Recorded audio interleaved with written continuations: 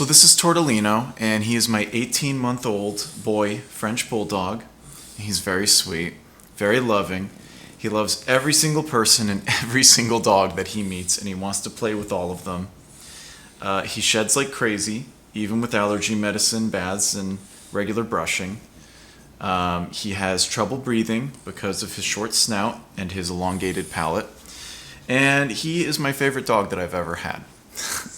There's just something about French Bulldogs that are just so amazing. Their breed is extremely loving, extremely kind, and extremely playful. Their personalities are bigger than life. They think they're a big dog even though they're a small dog. We went to a Great Dane who would have been up to here, like head to feet. And he came right up to me and Tortellino was like, "Hey, you're another dog, great. I don't know how big you are. I don't know how small I am." He doesn't care. He's just a very sweet dog. And so we've had him about 16 months now. We got him when he was 2 months old. We went to this breeder down near San Diego and picked him out about a month or two before we went and actually, 2 months old. Okay, so a month before we actually got him. And we picked him out of the litter. And I don't know why, we were just kind of drawn to this one. We knew we wanted a boy. We thought that he'd be more playful than a girl, and he's definitely very playful. But we chose a boy, and we came back to get him, and we brought him home, and it was all love and happiness until the first night that we went to sleep. We put him in a separate area because seemed like he was pooping a lot. We didn't know if that was just because he was a puppy or whatever. But we put him in an area by himself, and okay, I guess he's out of here. And we went to sleep, and we wanted to be really sure that we started out early, making sure that he was in a separate room, that he wouldn't sleep in the bed with us. We put him separate, and we went to bed, and I was woken up at midnight from him crying, which apparently was supposed to be normal, separated from his litter for the first time. Sleeping by himself can be a scary thing, so I went out and I held him and I pet him until he went back to sleep, and I put him back in his bed. And then he started crying again and again and again.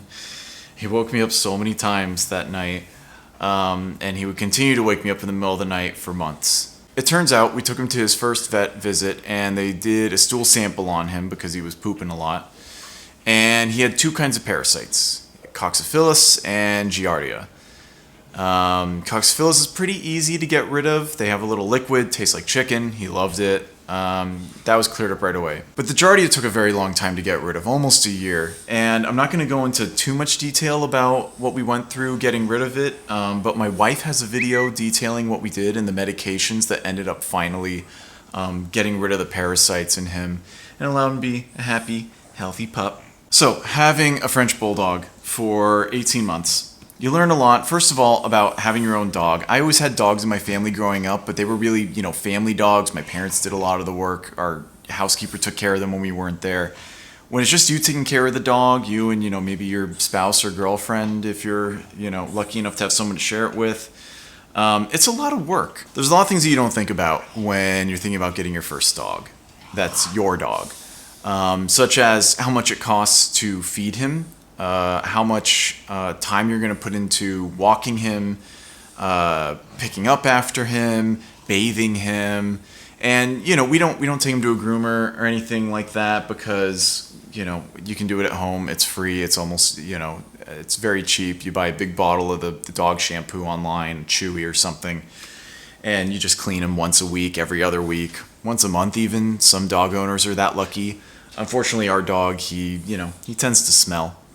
He loves to run around the grass and roll around in it, and, he picks up some scents when he's doing that. Some points that I want to make about the fact that French Bulldogs are very high maintenance, more so than almost any other dog. And I knew that going into it, but I didn't realize just how much it was. And so just to highlight a couple things that we've had specific to him being a French Bulldog. One, he has allergies, really bad allergies. And we just noticed them one day when he was about 3 or 4 months old. He woke up one morning and he was covered in hives, and we thought, we just got him a new bed a night or two before. Maybe that's what caused it. Maybe he has heat hives or something. And we tried a new bed. No difference. We thought, oh, maybe it's his food, so we tried a different food. No difference. We've actually tried a lot of foods for him, again, related to the Giardia, but it didn't matter. Any food we put him on, he still had hives. And it just turns out, what our vet told us is that bulldogs don't have a full derma layer that protects against allergens, so they're very susceptible to allergens on their skin than any other breed. And so for that reason, we've actually had to be getting him, it's called Cytopoints, this allergy medicine to give him a shot. We've been having to get that for him for once a month for, basically since he's been old enough to get it. So maybe a year now. Anyhow, he has very strong allergies. And I mean, I have allergies too, and where we live in Southern California, there's a lot of allergies, and so, I kind of understand, but it's a lot of work. We're talking about putting him on this 1-a-day pill instead. Supposedly it's supposed to be more effective than the shots. We'll let you know how that works out. But yeah, we've also tried a lot of foods for him. High fiber foods. All these kibbles have so much fiber in them because they want to make sure that it passes through the dog, right? But for little dogs, it just passes through so fast anyhow. Having a high fiber food, it's really hard to get him to have regular stools. And so we're trying actually to switch his food again, something that actually has slightly lower fiber than what he has right now, but it's a different formulation. And I could do a whole video about dog food and about, what is healthy and not healthy and blah, blah, blah, blah, blah. And let's just be real. Something that you start to realize is you have to take care of someone or something else is that you're basically going to feed them or do for them whatever makes them the most comfortable and have the best life. And you may have a personal stereotype about grain-free or flour or rice or, lentils or whatever it is, and you think that something is healthy or not healthy. And the truth is, I've read things that say things in both directions that are both paid for by companies that lobby for these things. And at this point, I kind of give up. I'm going to find whatever food works for him, and I'm just going to keep him on it as long as he doesn't show any signs of getting sick. And that's a tough decision to make. The thing about having a dog that is your own is that you are fully responsible for taking care of it. And man, everyone is going to be super stoked to tell you how you are raising your dog incorrectly and how you are doing things wrong. And how, he nibbles too much, it's because you're not training him how not to bite. Or, he's very needy, it's because you've made him needy, and blah, blah, blah. You know what? Entirely possible. You know what else? It's my dog. Just know that you're going to be raising this dog, and part of your job is to make sure that he is happy, he is fairly healthy, he has some regular exercise, and that if he has problems, you go and, try to deal with them. Sort of the big problem that a lot of French bulldogs, pugs, and English bulldogs have are their noses, their breathing. They have obstructed brachiocephalic faces. God, I don't know. But basically, because they're bred with shorter noses, their airways are constricted because it's a lot tighter than normal dog where it's out. And their palate on the roof gets shoved into the back of their throat. Because the snout is short, normally it's longer, so all that extra skin has to go somewhere. And in the case of our dog, he has severe stenosis of the nares, which means that basically his pathways on his nose are completely blocked. You can see that his nose is very hard for him to breathe. It's very hard for him to breathe. But he makes the best of it because he has the best personality. We're actually having surgery for him this week. They're going to remove part of the nares on his nose so that his nose is open, he can breathe. And they're also going to remove part of the palate that's sticking down to his trachea. It's literally like, imagine you have your throat and you breathe through it. Just try right now. Feels pretty good, right? Now imagine you had your tongue flipped over backwards into your throat, blocking the air coming down to your pathway. It's a lot harder to breathe. And that is literally how these dogs breathe all the time, every day. And I've had a lot of people tell me, don't get the surgery if you can help it. Especially the breeder recommended that we don't have any surgery because surgeries in general raise the likelihood of accidental death or scar tissue and stuff forming later in life. But honestly, the benefits of this surgery so far outweigh the cons that we believe it's worth having it done.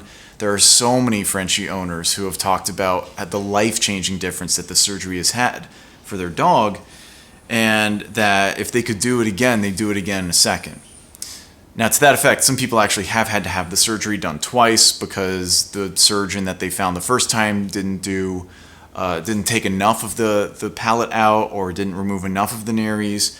We feel pretty good about the surgeon that we found. We actually got to meet one of the dogs that she performed on before, had very clear open noseways, was not making a lot of noise. She's shown us pictures of the before and after of the palate removal. It's really incredible. I mean, she just owns her work, and I love that. So we're really excited to see how this works out for him. Also, he's getting his balls snipped. Goodbye. And yeah. Hopefully after this, he won't need any other surgeries until, possibly late in life, but hopefully none ever would be nice. But, this dog he's a dog. He's a medium-sized dog. We have an apartment. It's a good size for us. We can take him for little walkies, and he gets tired out pretty quickly. Hopefully he'll last a little longer once he's had his surgery done. But he's great. He's very loving. He loves to be around people. He loves to be around other dogs. I bring him to the office with me a couple times a week. Everyone's happy to see him. He's very sweet. Overall, would I recommend a French Bulldog? I mean, you have to understand, first of all, they are an expensive dog. We paid several $1,000s for ours. They're going to cost you a lot of money in, the inevitable stenotic nares surgery you're going to have for them. At least another $2,000+. Some places we're talking about charging $4,000 to $5,000 for his surgery, which is just insane. And the health insurance, it won't cover it. So that's no good. We do have insurance for him. I know my parents spent a lot of money on late life care for their dogs, and I just figure if I start now, I can have a lower rate. And even if I put that money aside in a savings account over the years, he could easily have $10,000 or $20,000 worth of or end of life care and stuff like that. I know some people would just say, if my dog needs a hip replacement, I just put him down. But, he really feels like part of the family to me, and I want to do what I can within reason to allow him to continue to live a nice life. I think that there's always a point where you can say, like, hey, doing any more care at this point, you're just prolonging the inevitable, which is that, it's time for him to say goodbye. But, I want to do what I can for him to let him have a nice life, because he adds a lot of joy to ours. I mean, every time I see him, he's always happy to see me. It's nice. Anytime other people see him, we see people just light up, their faces smile. Oh, is that a Frenchie? Oh, can I pet him? Just people love him, and he loves people, and he's like this awesome little ball of positive energy that just leaves this great feeling on everyone that he meets. And that's one of the things I love most about having him, is that he's just like the most personable dog I've ever known. He's so cool. I really love him. So things I wish I knew when I was getting a French Bulldog. One, the AKC, American Kennel Club standard for French Bulldogs, is sick and wrong. To say the flatter the face, the better is just absolutely awful. They're encouraging breeders to make unhealthy dogs. So when you're looking for a French Bulldog, it's important that you don't focus on things like AKC. I know it makes you feel better about, oh, he has papers, he's pedigree, blah, blah. That's all bull. What you should look for is a pretty decent snout. There's a ruling in the Netherlands where the snout needs to be 1/3 the length of the entire circumference of the head or something weird like that. Basically, make sure that if it's up against the face, that's bad. You want it to stick out at least like a quarter, half inch, so that they can breathe well. And they might not need the nares surgery if you actually get the nose with it a little bit longer. I would have also possibly tried to rescue one. It's really hard to rescue them because as soon as they're up, they just go right away. But you can ask around, find people who are fostering animals and see if they ever foster a Frenchie, and maybe you can adopt it from them when they're done. A coworker of mine's fostering a Frenchie right now, and she gets to decide who gets to adopt it at the end of her foster period. And, make sure that when you're getting one that you're not in a hurry. Don't make this decision lightly. You are now responsible for this living thing, and it will change your life. I have to be aware that there is a living thing at home that depends on me. So if I go out, I have to remember to come back and walk him, feed him, give him water, make sure he's taken care of. Make sure that it's cool enough in the apartment. We don't have air conditioning in our apartment, so we actually went and bought a window unit so that he could have air conditioning in the summer months when it gets hot here. But it's fine. Taking on responsibility, it's a great thing. But just remember that when you look for a dog, try to get a longer snout. If you can, see the parents of the dog, possibly in person if possible. If not, definitely get pictures, because that's basically what your dog is going to look like, is one or both of them. Tortellino looks a little bit more like his mother, but he has definitely aspects of the father as well. Try not to support puppy mills if you can help it. So if you like this video, please leave a like. If you want to see more of Tortellino and more videos by me, please subscribe to my channel. I promise to not flood your inbox with spam or marketing videos. Oh, this is not a newsletter, is it? Okay, well, make sure to subscribe anyhow. And if you have any questions, please leave them down below, Tortellino, and I will be happy to answer them for you. See you later.